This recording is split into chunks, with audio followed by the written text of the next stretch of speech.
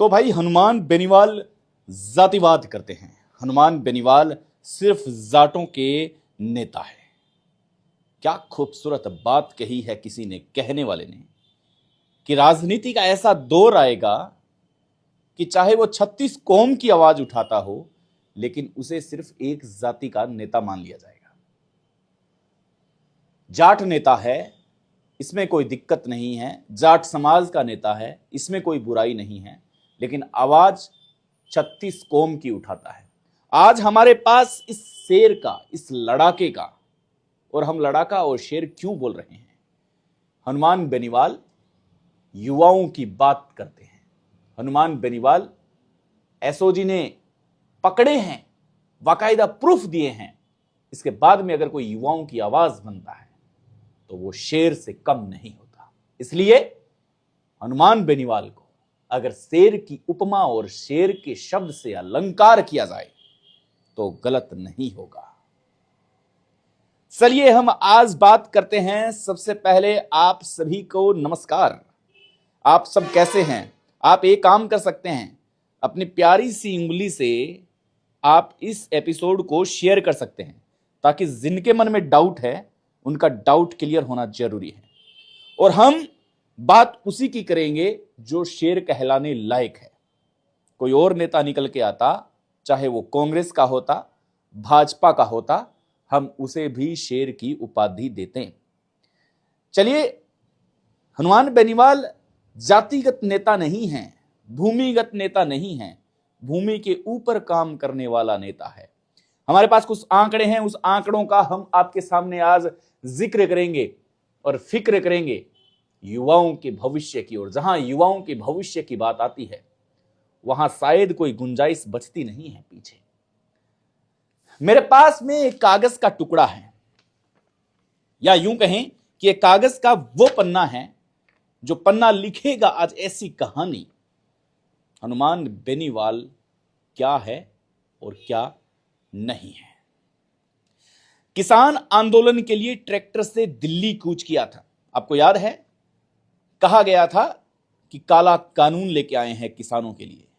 राकेश टिकैत की बात हो या किसी अन्य नेता की बात हो, आम आदमी पार्टी की बात हो, हर किसी ने उसका विरोध किया था। कांग्रेस के जो आज नेता ये कह रहे हैं कि हनुमान बेनीवाल जाट का नेता है, जातिवाद नेता है, जातिवाद करते हैं, उन्हें यह तस्वीर भी देखनी चाहिए कि किसान आंदोलन के लिए ट्रैक्टर से कूच करने वाला 60 ट्रैक्टर थे। सम्मान परेड में भी हिस्सा लिया था गणतंत्र दिवस में किसान विरोधी बिल के लिए। इससे बड़ा सबूत और कोई हो नहीं सकता। हम जानते हैं कि आप और ज्यादा सुनना चाहते हैं, इसलिए हम आपके लिए बहुत सी चीजें लेके आए हैं ताकि पता चले आपको। जयपुर दिल्ली हाईवे पर 3000 करोड़ से ज्यादा वसूली की जाती है। राजस्थान में टोल वसूली में देश में सबसे दूसरा स्थान है। यह आवाज उठाई तो किसने उठाई? हनुमान बेनीवाल ने आवाज उठाई। क्या टोल की वसूली है, जो टोल का पैसा है, क्या वो सिर्फ जाट देते हैं? क्या हनुमान बेनीवाल के खींवसर की जनता देती है? क्या हनुमान बेनीवाल के गांव के लोग देते हैं? सोचेंगे आप, और उम्मीद है कि जब सोचना शुरू करेंगे तब आपके दिमाग में यह बात आएगी कि आप किस तरीके से इस बात को अंजाम दे रहे हैं।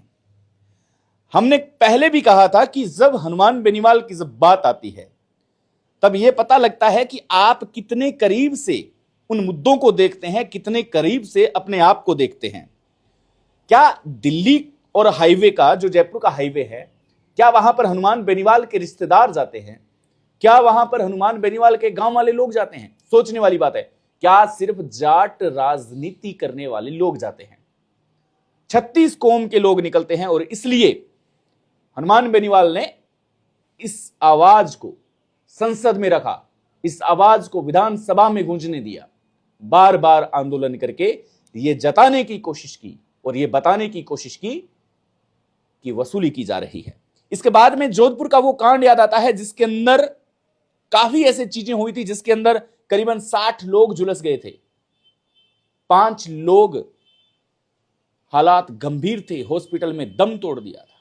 इसके बाद में सूचनाएं और भी आई, आती गई सूचना। भूंगरा गैंग त्रासदी आपको याद होगा, जोधपुर में शेरगढ़ थाना इलाके के अंदर यह क्षेत्र आता है। क्या आपको याद है वो घटना? और यह कहा था कि अगर जरूरत पड़े तो इनका इलाज विदेश में भी करें। यह आम बात नहीं होती जब कोई नेता इस तरीके की कोई बात करता है, जब कोई एक सांसद इस तरीके की बात करता है।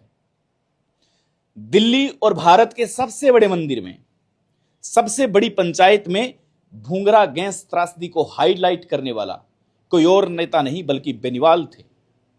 और इसकी तारीफ रविंद्र सिंह भाटी ने भी की थी, जब रविंद्र सिंह भाटी नए नए राजनीति की ओर कदम रख रहे थे। रविंद्र सिंह भाटी ने कहा था कि संसद के अंदर अगर किसी ने आवाज उठाई है तो वो आवाज किसी और ने नहीं, वो हनुमान बेनीवाल ने उठाई है। भूंगरा गैंग त्रासदी को अगर कोई आम ले रहा है तो सबसे पहले उसे अपने गिरेबान में झांकना चाहिए कि उन परिवारों के साथ क्या हुआ, मृतक परिवारों के साथ क्या हुआ, झुलसे हुए उन लोगों के साथ क्या हुआ। समय बीतता गया लेकिन क्या उनके जख्म भरे हैं? किसी ने देखा, सुना, किसी ने सूद ली? ऐसे में बहुत से नेता थे, चाहे देवी सिंह भाटी की बात हो, देवी सिंह भाटी जाते हैं, रविंद्र सिंह भाटी जाते हैं, बहुत से नेता वहां जाते हैं। लेकिन ये आंकड़े आज इसलिए रख रहे हैं ताकि आप अतीत देख सको।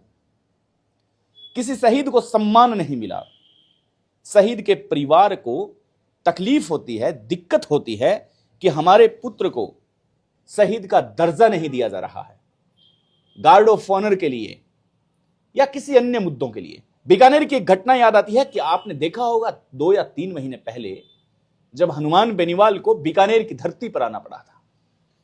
बीकानेर की धरती पे आके उन्होंने ये बताया था कि अगर शहीद को दर्जा नहीं दिया जाता है, ऐसे में अपने आप में ये अपमान है। अन्य नेता, कांग्रेस के नेता, वो भी ज्वाइन किए थे, लेकिन क्या उनसे उस पंचायत का आखिरी मोड़ आया था? जवाब होगा नहीं। जब हनुमान बेनीवाल एक बात कहते हैं कि अगर ऐसे नहीं हुआ तो लाखों लोगों के साथ हम कूच करेंगे, इसका मतलब होता है साफ। मोटे तौर पर आपको हम बात बताते चलें, आप जिस हनुमान बेनीवाल को एक धुर्री में बांटने का जो काम कर रहे हैं, यह बात गलत है। सब इंस्पेक्टर की भर्ती के अंदर, एसआई की भर्ती के अंदर आपको नाम मोनिका जाट का अच्छे से याद होगा। क्या वो उनकी जाति से संबंध नहीं रखते? लेकिन फिर भी हनुमान बेनीवाल ने उसका भी नाम लिया था। या यूं कह सकते हैं कि एसआई भर्ती के अंदर चिन्हित वो छात्र, वो अभ्यर्थी जिनका सिलेक्शन हो चुका है, जिनके कंधे पर स्टार सज चुके हैं, क्या आप मान सकते हैं कि वो गैर जाति के हैं, किसी और जाति के हैं? क्या वो जाट नहीं है?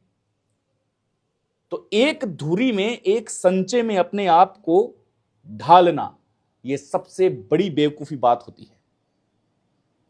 बात आती है कि केके साहब की। केके साहब का अगर आपने वीडियो नहीं देखा तो आप सुबह वाला जो वीडियो है, मॉर्निंग वाला, वो आप आराम से देख सकते हैं। जयपुर की गलियों में क्या हुआ? आंधी तूफान आ रहे हैं। जोधपुर की गलियों में क्या हुआ? आंधी और तूफान आ रहे हैं। लेकिन जब जयपुर से पूछा जाता है हनुमान बेनीवाल को कि आप अपने टेंट उखाड़ेंगे क्या, क्योंकि मौसम खराब है, आंधी और तूफान आ रहा है, तो हनुमान बेनीवाल को ऐसा कोई तूफान शायद बना नहीं है जो कमजोर कर सके, क्योंकि युवाओं की आवाज है। आज इस विपक्ष की ताकत बनना चाहिए, चाहे वो कौन सी भी पार्टी हो, कैसी भी पार्टी हो, लेकिन उन्हें आज ताकत बनने की आवश्यकता है। विपक्ष कमजोर कैसे होता है? आपके और हमारे कहने से विपक्ष कमजोर होता है। एक देश को सशक्त, मजबूत करने के लिए जितना सत्ता पक्ष का मजबूत होना है, उतना ही विपक्ष का मजबूत होना है। हम अंतिम क्षणों में आपसे सिर्फ यह कहना चाहते हैं कि यह कागज का वो टुकड़ा था जिसके अंदर हनुमान बेनीवाल के वो काम आपको बताए जो काम चर्चा का विषय बना रहा, देश में सुर्खियां बटोरने के लिए। ऐसे अन्य काम हैं। अगर हम इन सफेद पेज को, पन्नों को इकट्ठा करना चाहें तो एक बहुत बड़ी फाइल बन सकती है, यह प्रूफ करने के लिए कि हनुमान बेनीवाल ने कभी किसी की जाति नहीं देखी। हनुमान बेनीवाल 36 कौम का नेता है, लड़ाका है, शेर ए राजस्थान है। इसमें कोई शक नहीं है। नमस्कार, आभार, धन्यवाद, जय हिंद।